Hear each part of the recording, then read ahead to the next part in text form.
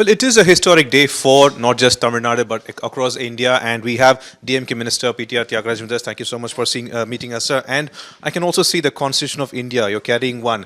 So, if from the eyes of DMK, how important is this verdict? It's enormously important, right? I mean, as I said, it is, in my view, given the circumstances we live in today, given our experience of the last 10 years and of this union government, it is the most important constitutional verdict since the independence and the adoption of the Constitution, because it clearly sets guidelines on the role of a kind of remnant of the British Raj. You know, this role of governor is some holdover. And if you've read the Constituent Assembly debates, you've heard all the way from Anna Ambedkar's view. And many people have given assurances in the parliament, I'm saying in the 50s, 60s, 70s, that these posts will not be abused and so forth. And it has been litigated extensively. If you remember my comment when the first time the governor tried to insert words into the governor's address and take out words that were there, I recall that the first litigation against a governor diverging from the printed governor's address given was in the 1970s. So this issue of the governors, the extent of the governors' independent functioning or capacity to make decisions contrary or stand alone of the Council of Ministers has been an issue that has been, for decades of concern, of debate, and in my opinion, because our party stand has been very clear, that from the days of Perangirana, that this is not a needed role. So, an appendage that was a colonial hangover has been, in many cases, used to thwart the will of the people. And so, in that sense, this judgment greatly clarifies and puts limits on the role of governors, of all states, for all time. So, in that sense, I would say, the Chief Minister has done a yeoman service for the country, for all states, and his name will go down in history as the plaintiff that received this outcome. To not add any flavor to this current subject, those who support the governor's role claim that the governor's role is required as it is a neutralizer role. Does DMK accept this? Completely disregard it. I consider it profoundly wrong. What is the notion of neutralizer? Neutralizer of what? What is the point of democracy? We elect people, the majority form a government. They pass legislation in the House. What is it that they are neutralizing? Anybody who uses the word neutralizer automatically is prima facie anti-constitutional. Right? Now, I happen to have been in some debates with former governors and erudite, thoughtful people, of course, of a different era. And they have pointed out some fantastically high values for the role of governor. To be a bridge between the union and the state, to help resolve conflicts if they arise, to give counsel and advice if difficult situations appear, because they generally tend to be older, more seasoned people, right? So, for example, the conversation I was with was through N.N. Vora, the former governor of the state of Jammu and Kashmir, and a senior, civil servant in his time. Completely erudite, thoughtful man. If I was in office in any way, I would love to have a person like him to help me in any way he could. So there are constructive people who have done constructive things in the past. I'm not sure that it rises to the level, therefore, that the post is needed. That's a different story. But anybody who uses the word neutralize is patently against the Constitution, against democracy, and for authoritarianism. Neutralize what? What is the point of an election? Who are you trying to neutralize? If the government of the state elected by the people needs to be neutralized, then you're a fascist. You're against democracy. And how important is this verdict that DMK takes, definitely has to take credit, for the other states of this country?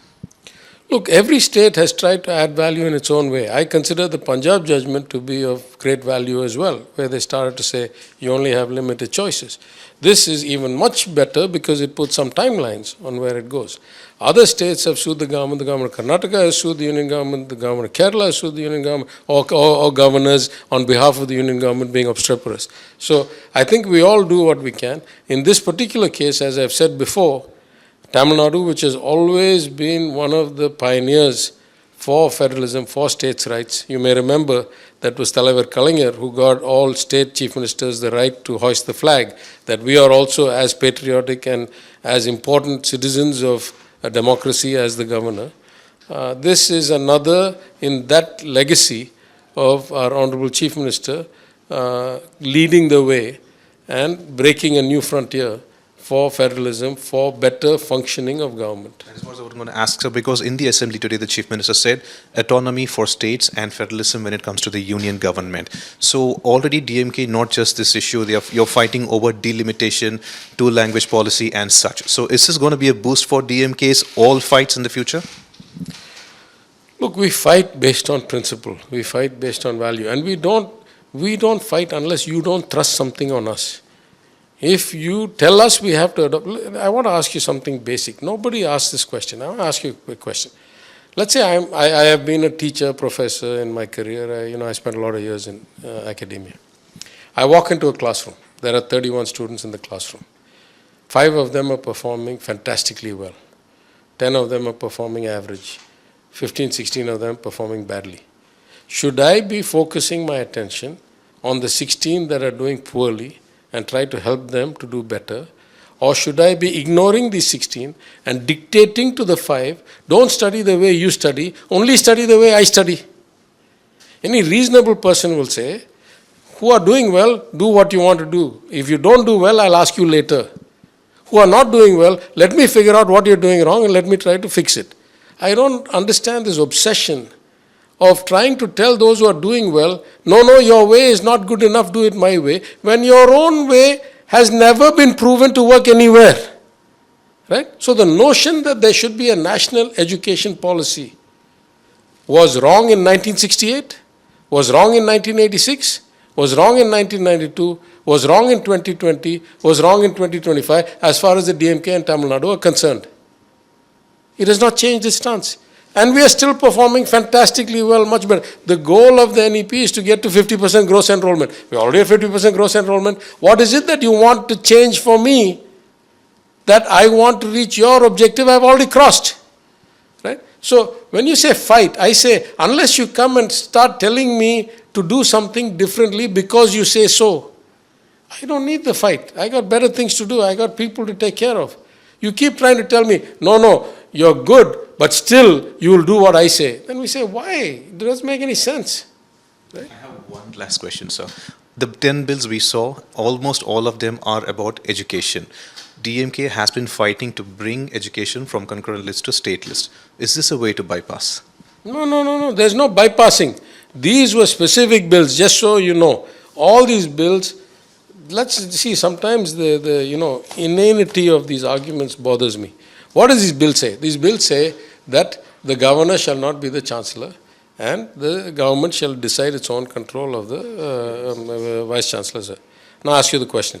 Is this unique? Is Tamil Nadu the only state that is asking for this? No. In Gujarat, who is the chancellor of the university? Who is the chancellor? Chief Minister. So in fact, the historical problem here is those states that existed in the British regime. Again, this is a vestige of an empire. Those states that existed like Madras Presidency did, and the rules continued from there, they still have the word governor as chancellor there. Those states that were formed after, by separation, after the 52 Act or reorganized in 56 or later, those states don't have any such terminology and the chief ministers are the chancellors or whoever they choose, but not the governor. So neither are we asking for some exceptionalism, nor are we saying that only we know better, you don't. We are doing what Gujarat is doing. When Gujarat does it, nobody has a problem. When Tamil Nadu does it, all of a sudden it is somehow considered anti-national, separatist. This is complete nonsense, right? So these bills are these bills. We still believe that education should be a state subject. We have always held that, even when the 42nd Amendment was passed by the Congress government, who we are now in alliance with, at that time also we protested against it. We are not protesting based on the person. We are protesting based on the principle of the policy. We don't believe that education policy should be dictated from the top down. Incidentally, our Prime Minister's great friend, the President of the United States, has just abolished the federal education department altogether, and the exact words he says, did you hear a speech? He says education should be a subject left to the states. Now, if that is the case, why is it that we are such an outlier when we say leave education to the states? So I'm saying these bills are simply the bills that we wanted to enact to bring us in parity with places like Gujarat and reduce the interference. If you go one step further, you'll say, since we never had such intrusive, obstreperous governors with such backing from such an authoritarian union government, therefore we didn't feel the need to pass these bills earlier. When the problem started, we passed the bill. Then they were unconstitutionally, as the court has now declared, withheld from assent. Now that has been fixed. Now, after all this is done, we will be on parity with Gujarat. Is the Gujarat model wrong? I may have different problems with the outcome of the Gujarat model, but if the Gujarat model of university management is correct, why is it wrong for Tamil Nadu? Thank you so much.